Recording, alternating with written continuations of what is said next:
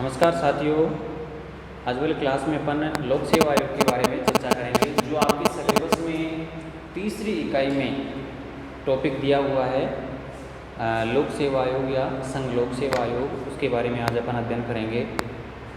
तो जो सेकंड वाला पेपर है आपका भारतीय राज्य व्यवस्था, बीए पार्ट सेकंड का भारतीय राज्य व्यवस्था, उसमें 3 टॉपिक आपके दिए हुए हैं। निर्वाचन आयोग है, संघ लोक सेवा आयोग है और राष्ट्रीय मानवाधिकार आयोग है। तो निर्वाचन आयोग की अपन पहले चर्चा कर चुके हैं। आज अपन चर्चा करेंगे लोक सेवा आयोग, ठीक है। जैसे मान लीजिए लोक सेवा आयोग, राज्यों की लोक सेवा आयोग अलग हैं, केंद्र की लोक सेवा आयोग अलग हैं, ठीक है। तो जो केंद्र का लोक सेवा आयोग है उसको कहा गया है यूपीएससी, ठीक है, यूनियन पब्लिक सर्विस कमीशन।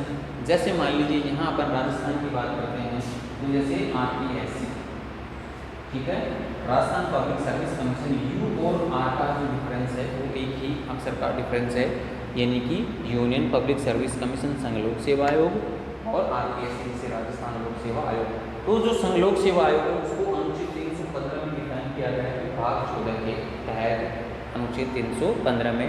तो ये बात आपको परीक्षा में पूछी जा सकती है कि जो लोक सेवा आयोग है उसको कौन से अनुच्छेद के तहत परिभाषित किया गया है, अनुच्छेद 315। तो इसके तहत अपन 3-4 बातें अपन पढ़ेंगे कि लोक सेवा आयोग क्या करता है, उनकी लोक सेवा आयोग के सदस्य हैं उनकी नियुक्ति कौन करता है, ठीक है, उनको हटाने की प्रक्रिया के बारे में अपन बात करेंगे। और जो लोक सेवा आयोग के कार्य हैं वो कौन कौन से कार्य हैं, तो अपन 3 बिंदुओं पर यहाँ अपन चर्चा करेंगे कि लोक सेवा आयोग की नियुक्ति किस प्रकार से, जो सदस्य हैं उनकी नियुक्ति किस प्रकार से होगी, हटाने की प्रक्रिया और लोक सेवा आयोग के कार्य। तो ये जो तीनों बिंदु हैं आपके छोटे छोटे बिंदु हैं, तो अपन यहाँ चर्चा करते हैं कि लोक सेवा आयोग का क्या कार्य है। तो लोक सेवा आयोग का जो सबसे प्रमुख कार्य है कि पूरे प्रशासन को चलाने के लिए कुशल जो व्यक्ति हैं उनका चयन करके सरकार को सौंपना, यानी कि जो लोक सेवा आयोग है परीक्षा के माध्यम से जो अच्छे पढ़े लिखे जो गुणवान व्यक्ति हैं उनका योग्य व्यक्तियों का चयन करके सरकार को सौंपना है और वो सरकार के माध्यम से प्रशासन को संभालने का कार्य करते हैं। तो लोक सेवा आयोग का माध्यम ये सबसे महत्वपूर्ण कार्य माना गया है। तो संसदीय लोकतंत्र में लोक सेवा आयोग की महत्वपूर्ण भूमिका होती है। ये आयोग प्रशासन को कुशलता से चलाने के लिए योग्य व्यक्तियों का चयन करके सरकार की मदद करते हैं। यानी कि एक तरह से देखा जाए तो लोक सेवा आयोग का जो कार्य है वो अच्छे व्यक्तियों का चयन करना है ताकि वो प्रशासन को अच्छे रूप से चला सकें। भारतीय संविधान के भाग 14 अध्याय 2 के अनुच्छेद 315 में संघ व राज्यों के लिए पृथक पृथक लोक सेवा आयोग का वर्णन किया गया है। यानी कि अनुच्छेद भाग 14 में अनुच्छेद 315 में संघ और राज्यों के लिए अलग अलग लोक सेवा आयोग का यहाँ गठन किया गया है। लोक सेवा आयोग को कार्यपालिका के नियंत्रण से मुक्त रखा गया है, यानी कि कार्यपालिका का इसमें कोई हस्तक्षेप नहीं होगा। भारत में पहला लोक सेवा आयोग 1926 में स्थापित किया गया था, यानी कि ली आयोग की सिफारिश के आधार पर संघ लोक सेवा आयोग का गठन किया गया था 1926 में। 1924 में ली आयोग की सिफारिश के आधार पर इसकी स्थापना की गई और इसे लोक सेवकों का चयन तथा अन्य कार्य सौंपे गए थे, यानी कि लोक सेवकों का चयन इसका मुख्य कार्य था।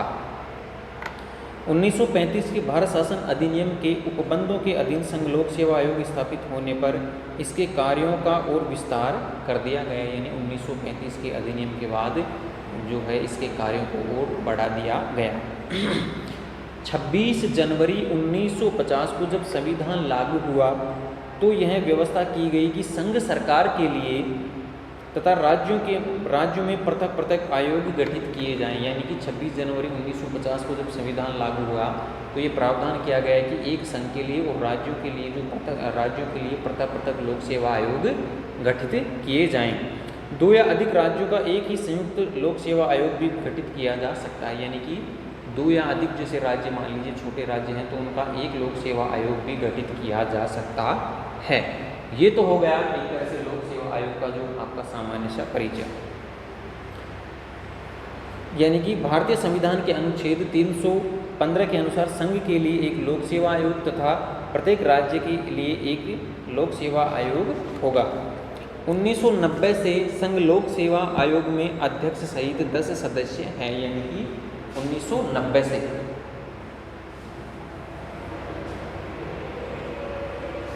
1990 से सदस्यों की संख्या 10 सदस्य हैं, यानी कि 1990 से लोक सेवा आयोग में 10 सदस्यों का प्रावधान किया गया है। अध्यक्ष सहित 10 सदस्य होंगे, जिनकी नियुक्ति भारत के राष्ट्रपति द्वारा की जाती है। जैसे मान लीजिए इनकी जो नियुक्ति है वो कौन करेगा, यहाँ राष्ट्रपति। आपको परीक्षा में पूछा जा सकता है कि लोक सेवा आयोग के जो सदस्य हैं उनकी नियुक्ति किसके द्वारा की जाएगी, तो यहाँ आप ध्यान रखें राष्ट्रपति के द्वारा इनकी नियुक्ति की जाएगी। राज्यों में लोक सेवा आयोग के अध्यक्ष व सदस्यों की नियुक्ति संबंधित राज्य का राज्यपाल करता है। जैसे मान लीजिए राज्य का राज्य लोक सेवा आयोग है, तो वहाँ उन सदस्यों की जो नियुक्ति है वो राज्यपाल करता है। संविधान में कहा गया है कि संघ लोक सेवा आयोग के कम से कम आधे सदस्य ऐसे व्यक्ति होने चाहिए जिन्हें कम से कम 10 वर्ष का प्रशासनिक अनुभव हो, यानी कि संविधान में ये बात कही गई है कि लोक सेवा आयोग के जो सदस्य होंगे उनमें कम से कम आधे सदस्य ऐसे होने चाहिए जिन्हें 10 वर्ष का कम से कम प्रशासनिक अनुभव होना चाहिए। संविधान में इस बात का उल्लेख किया गया है कि कम से कम आधे सदस्य लोक सेवा आयोग के आधे सदस्य ऐसे होंगे जिन्हें 10 वर्ष का प्रशासनिक अनुभव हो। अध्यक्ष व सदस्यों का कार्यभार पद ग्रहण करने की तिथि से 6 वर्ष या 65 वर्ष की आयु को प्राप्त करने तक, यानी कि पदावधि की बात अपन यहाँ करते हैं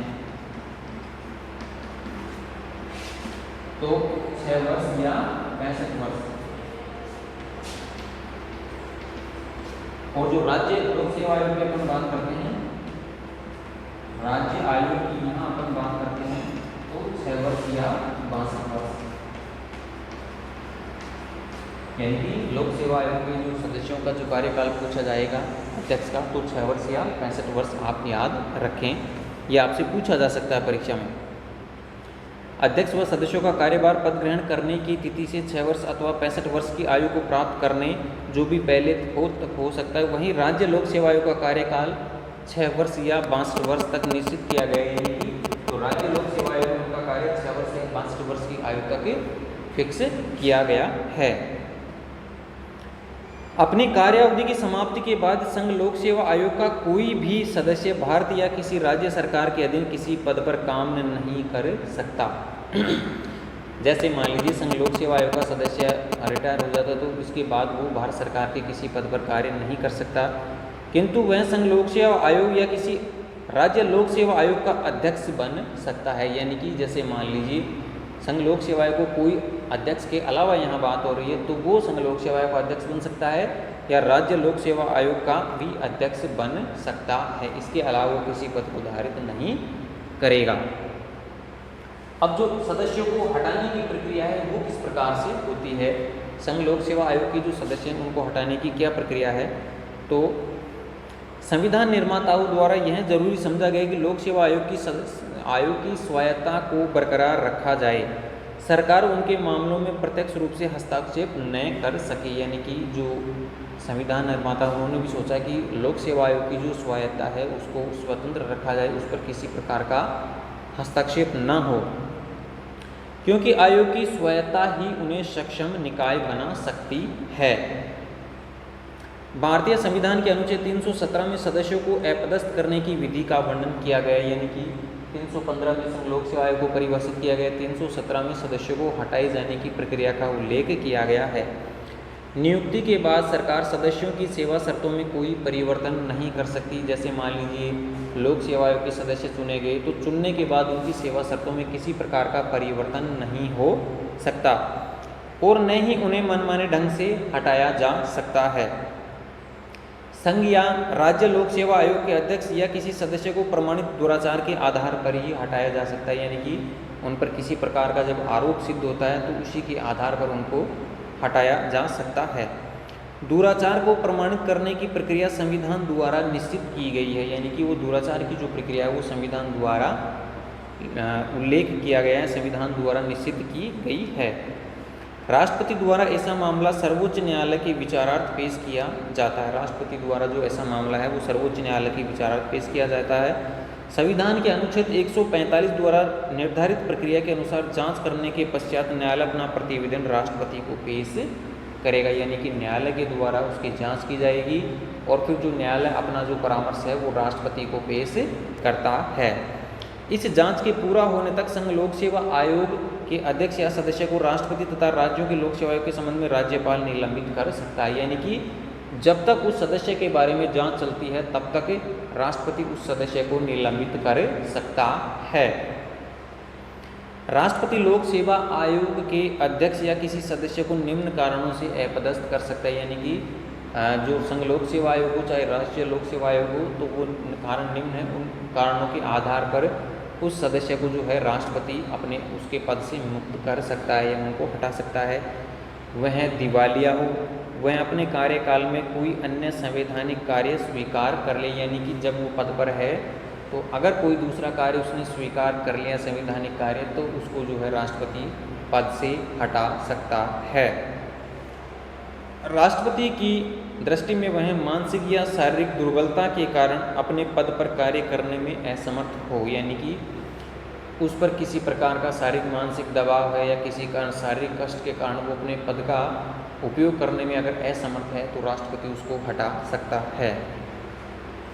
अनुच्छेद 217 के अनुसार यदि भारत सरकार या किसी राज्य सरकार द्वारा या इसके लिए किए गए किसी संविदा या समझौते से लोक सेवा आयोग के अध्यक्ष या सदस्य का संबंध हो तो उसको दुराचार माना जाएगा, यानी कि अनुच्छेद 217 में बात कही गई है कि भारत सरकार या किसी राज्य सरकार द्वारा इसके लिए किए गए किसी संविधा या समझौते से लोक सेवा आयोग के अध्यक्ष या सदस्य का संबंध हो तो उसको दुराचार माना जाएगा, यानी कि पद पर रहते हुए अगर उसने किसी प्रकार का अन्य कोई समझौता या दुराचार कार्य किया है तो उसका वो जो कार्य है वो दुराचार माना जाएगा।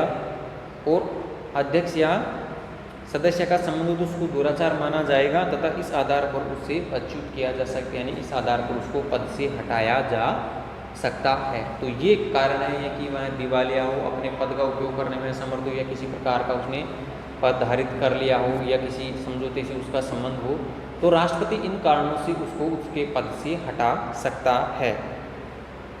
तो ये उसके हटाने की प्रक्रिया हो गई। अब जो लोक सेवा आयोग के कार्य हैं वो कौन कौन से, यानी कि जो लोक सेवा आयोग है वो कैंडिडेटों के लिए परीक्षा आयोजित करवाता है, फिर उनका चयन वगैरह साक्षात करके सरकार को उनकी नियुक्ति सौंपता है प्रशासन संभालने के लिए। तो लोक सेवा आयोग के कौन कौन से कार्य हैं वो यहाँ हैं। संघ या राज्यों की सेवाओं में नियुक्ति के लिए परीक्षाओं का आयोजन करवाना, यानी कि संघ और राज्य की सेवाओं के लिए उनको नियुक्ति देने के लिए जो परीक्षाओं का जो कार्य है वो लोक सेवा आयोग करवाता है। यदि दो या अधिक राज्य संघ लोक सेवा आयोग से संयुक्त नियोजन अथवा भर्ती के लिए आग्रह करें तो इस प्रकार की योजनाएं बनाने में राज्यों की सहायता करना, यानी कि अगर राज्य संघ लोक सेवा आयोग के लिए पहल करते हैं कि परीक्षाएं एक साथ आयोजित किए जाएं तो ये कार्य भी संघ लोक सेवा आयोग करता है। संघ तथा राज्य सरकारों को निम्नलिखित मामलों पर आयोग के साथ परामर्श करना अपेक्षित है, यानी कि लोक सेवाओं में भर्ती के तरीकों के सभी मामलों पर जो राज्य लोक सेवा आयोग है संघ लोक सेवा आयोग से परामर्श कर सकते हैं। लोक सेवाओं में नियुक्ति और पदों के लिए अपनाए जाने वाले सिद्धांतों पर और एक सेवा से दूसरी सेवा में स्थानांतरण और पदोन्नति के मामलों पर, यानी कि जैसे मान लीजिए कोई कैंडिडेट है तो नियुक्ति व पदों के लिए कौन सा सिद्धांत अपनाया जाना चाहिए या एक सेवा से दूसरी सेवा में स्थानांतरण के लिए कौन सा फार्मूला अपनाया जाना चाहिए, तो इस बात पर भी जो लोक सेवा आयोग है वो संघ लोक सेवा आयोग से परामर्श कर सकते हैं। अनुशासनात्मक मामलों पर तथा शासकीय सेवाओं में रहते हुए घायल हो जाने के कारण पेंशन देने के मामले पर, तो ये जो मोस्ट हैं वो लोक सेवा आयोग के कार्य हैं। आयोग का कर्तव्य है कि वह अपने कार्यों का एक प्रतिवेदन राष्ट्रपति को पेश करे। इसी प्रकार जो राज्य लोक सेवा आयोग है वो राज्यपाल को अपना प्रतिवेदन पेश करे और राज्यपाल प्रतिवेदन प्राप्त होने पर उन मामलों के संबंध में यदि कोई हो जिनसे आयोग की सलाह स्वीकार कर राज्य विधानमंडल के समक्ष रखवाएगा। इस प्रकार लोक सेवा आयोग का कार्य जो है एक सलाहकारी कार्य है संविधान में ऐसा कोई उपबंध नहीं है जिसके अनुसार सरकार को आयोग के परामर्श को मानने के लिए मजबूर किया जा सके। तो ये जो है लोक सेवा आयोग के कार्य माने गए हैं। तो ये जो लोक सेवा आयोग की जो प्रक्रिया है, कार्य प्रणाली है, वो मैंने आपको यहाँ बताई है। एक बार मैं दोबारा से यहाँ रिपीट करना चाहूँगा कि जो संघ लोक सेवा आयोग है या लोक सेवा आयोग को 315 के तहत परिभाषित किया गया है भाग 14 में। तो छोटा सवाल आपसे यहाँ पूछा जा सकता है, 1990 में है जो लोक सेवा आयोग को अध्यक्ष सहित 10 सदस्यीय आयोग बना दिया गया। जो उनकी पदावधि है, संघ लोक सेवा आयोग की अपन बात करते हैं तो उनकी 6 वर्ष या 65 वर्ष। राज्य लोक सेवा के संबंध में अपन बात करते हैं तो उनकी जो नियुक्ति होगी वो 6 वर्ष या 62 वर्ष की होती है। जो नियुक्ति है वो राष्ट्रपति के द्वारा की जाती है और जो राज्यों के लोक सेवा आयोग के सदस्य नियुक्त होंगे उनकी जो नियुक्ति है वो राज्यपाल द्वारा की जाती है। ठीक है, तो यहाँ ध्यान रखिए, हटाने की जो प्रक्रिया है वो राष्ट्रपति के द्वारा की जाएगी। राष्ट्रपति उनको हटाता है पद से, उन पर किसी प्रकार का आरोप सिद्ध होता है तो। और जो कार्य है वो मैंने बता दी कि योग्य व्यक्तियों का चयन करना या लोक सेवा आयोग जो है संघ लोक सेवा आयोग से निम्न मामलों पर परामर्श करता है। जैसे मान लीजिए किसी की नियुक्ति की प्रक्रिया का कौन सा सिद्धांत है, स्थानांतरण किस प्रकार से किया जाए, ये सब जो कार्य हैं वो लोक सेवा आयोग के माने गए हैं। तो ये मैंने जो लोक सेवा आयोग के जो कार्य हैं वो मैंने यहाँ मोटे मोटे आपको यहाँ बताएं। तो आप इस चीज़ में से कहीं से भी आपसे छोटा सवाल या बड़ा सवाल पूछा जा सकता है, तो इसको आप बार बार पढ़ते रहिए, बुक्स के माध्यम से भी इसको पढ़ते रहिए। जैसे मान लीजिए कोई चीज़ यहाँ रह गई हो तो आप बुक्स का सहारा भी यहाँ ले सकते हैं। ठीक है, तो आप लगातार पढ़ते रहिए, लिखने की प्रैक्टिस भी आप साथ साथ करते रहिए। आगे वाली क्लास में अपन आगे वाले टॉपिक पे चर्चा करेंगे। तब तक के लिए मित्रों धन्यवाद, थैंक यू।